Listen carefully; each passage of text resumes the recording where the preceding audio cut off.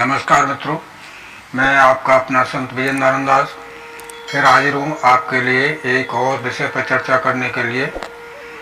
दोस्तों, हम सब लोग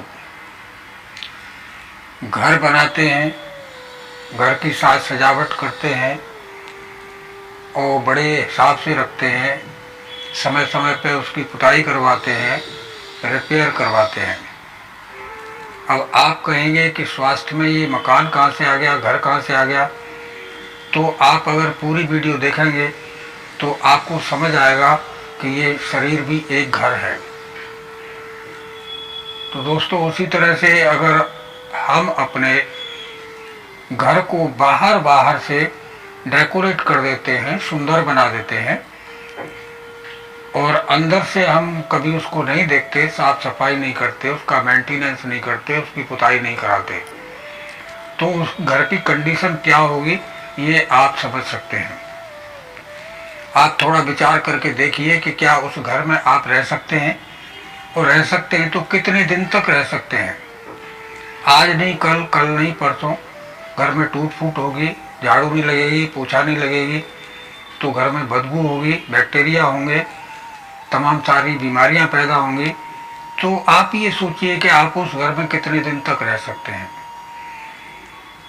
इसी तरीके से हमारी आत्मा का घर ये शरीर है, ये हड्डियों के ढांचे का स्ट्रक्चर है। जैसे तुम्हारे घर का ढांचा ईंट, गारे, सीमेंट से बनाया जाता है, ये हड्डियों के ऊपर खून, मांस वगैरह की पुताई करके ये शरीर तैयार हुआ। परमात्मा ने किया, बड़ा सुंदर शरीर तैयार किया। जगह जगह पे इसमें हर कुछ सुविधाएं लगाई, कहीं उन्होंने कहीं कमी नहीं छोड़ी। लेकिन इस घर के साथ हम करते क्या है? बाहर से हम रोज नहाते हैं और क्रीम लगाएंगे, पाउडर लगाएंगे। आजकल तो महिला और पुरुषों के ब्यूटी पार्लर भी अलग अलग हो गए हैं, तो वहाँ भी लोग खर्च करने के लिए जाते हैं ताकि हम सुंदर दिखाई दें बाहर से। अब बाहर से तो आप सुंदर हो सकते हो, अगर अंदर आपके मकान की सफाई नहीं हुई है, मकान को शुद्ध नहीं रखा गया है, मकान का मेंटेनेंस नहीं हुआ है, जो कि हम कभी करते ही नहीं, सिर्फ बाहर से करते हैं, तो उस मकान की कंडीशन अंदर से क्या होगी ये सोचने का विषय है। लेकिन आजकल के जो ज़्यादा पढ़े लिखे लोग हुए, पुराने लोग सिंपल खाते थे, सादा रहते थे, सादा जीते थे, पूरे 5 तत्वों का सेवन करते थे, जिसमें हवा भी होती थी, जिसमें पानी भी होता था, जिसमें आकाश तत्व भी होता था, जिसमें अग्नि तत्व भी होता था।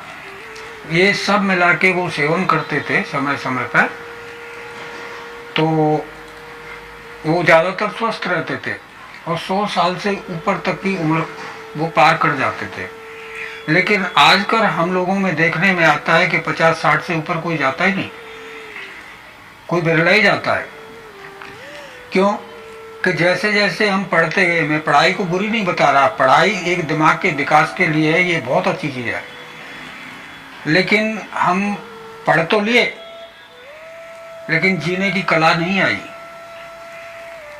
पढ़ने के बाद में हम दूसरों के पीछे लग गए, तो क्या पढ़ाई हुई? ब्रेड खाना है, अंडे खाना है, फलाना खाना है, ढिकाना खाना है, घर का नहीं खाना है, फास्ट फूड खाना है, बाहर का खाना है, पैकेट बंद खाना है, कुछ करना नहीं है।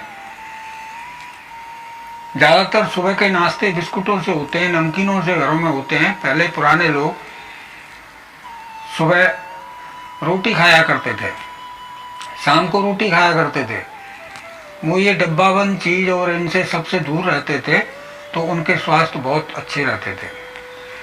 पहले मोटे अनाज खाया करते थे, तो आज मोटे अनाज लोग खाने को राजी नहीं है, उनको तो वाइट रोटी चाहिए, सफ़ेद, एकदम सफ़ेद चाहिए। और सफ़ेद तो जब ही बन सकती है जब हम अपने आटे से सब कुछ निकाल दें। और रोज़ाना गेहूं की रोटी चाहिए, तो गेहूं में तो ग्लूटोन होता है, और ग्लूटोन एक गोंद की तरह काम करता है, जो कि पचने के अलावा जो हमारे शरीर में बचता है वो कहीं ना कहीं जमा होता रहता है। और ऐसी चीजें हम सुबह से शाम तक बहुत सारी खाते हैं। तो क्या हमारा शरीर उसको पूरी तरह से पचा पाता है, ये सोचने का विषय है।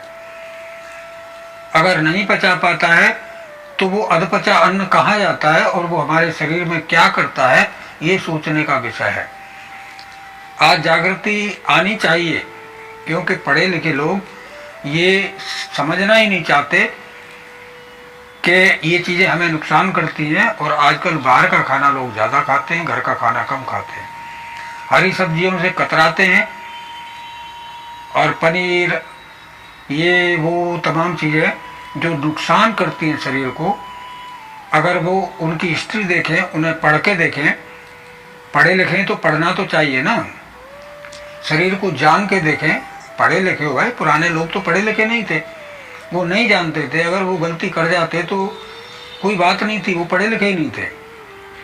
आप तो पढ़े लिखे हैं, अगर बुजुर्ग कोई बात बताते हैं तो बच्चे आजकल ये कहते हैं कि आप वो आपके ज़माने की बात है, अब हमारा ज़माना चल रहा है।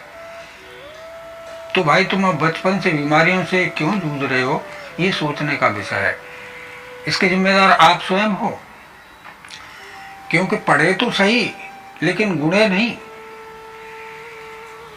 पढ़ना भी आवश्यक है, क्योंकि उससे दिमाग का विकास होता है, लेकिन विकास की बजाय ऐसे लोगों का दिमाग बिल्कुल सुन्न हो गया, बाहरी चमक दमक में। अपने लिए क्या अच्छा है क्या बुरा है, परिवार के लिए क्या अच्छा है क्या बुरा है, ये सब कुछ भूल गए। केवल वो सोचते हैं कि जो हम कर रहे हैं वो अच्छा है। बाहर जाके खाना खाएंगे, 4 लोग देखेंगे, उल्टी सीधी चीज़ें खाएंगे, 4 लोग देखेंगे, कहेंगे भाई ये बहुत बड़े आदमी है। अरे बड़े आदमी के चक्कर में तुम अपने शरीर, अपने परिवार, अपनी जीवन लीला को समाप्त कर रहे हो। स्वस्थ शरीर ही सब कुछ कर सकता है, उसमें एनर्जी बढ़िया होगी, उससे आप काम कर सकते हो। स्वस्थ शरीर में जो विचार आते हैं वो भी अच्छे आते हैं, तो आपके विचारों का विकास होगा।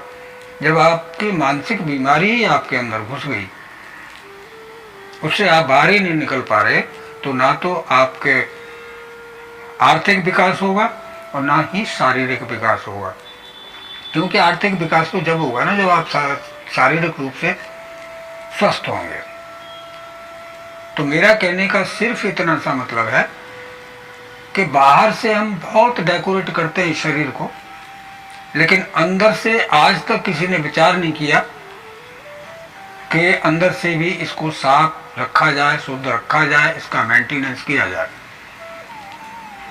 और इसका मेंटेनेंस कोई बड़ी चीज नहीं है, केवल हमको अपने आप के विचारों को बदलना है, अपने खान पान को बदलना है, अपने रहन सहन को बदलना है, तो ये शरीर स्वयं ही अपने आप को ठीक कर लेता है। परमात्मा ने ऐसे इंस्ट्रूमेंट इसमें लगाए हैं कि कोई इंस्ट्रूमेंट खराब भी हो जाता है तो वो अपने आप रिपेयर हो जाता है, उसके ऑप्शन उसने पहले ही रख के भेजे हैं। लेकिन इंसान तो आजकल परमात्मा से भी बड़ा हो रहा है।